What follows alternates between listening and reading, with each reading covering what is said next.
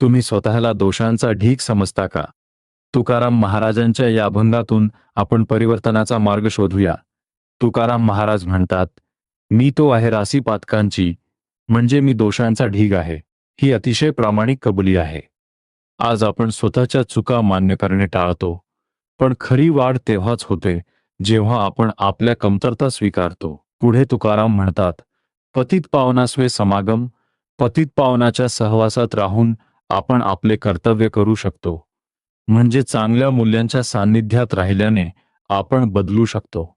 जसे लोखंड पारसाला भेटले तरी बदलत नाही, पण खरा बदल हा अंतर्गत असतो. शेवटी तुकाराम म्हणतात, माती कोण पुसे फुका, कस्तुरीच्या समागमे. कस्तुरीच्या संपर्कात आलेली माती सुगंधी होते, तिला कोणी विचारत नाही. तसेच आपणही चांगल्या मूल्यांच्या संपर्कात आल्यावर आपले दोष कमी होऊन आपण सुगंधी बनतो. हे बाह्य नव्हे तर आंतरिक शुद्धीकरण आहे.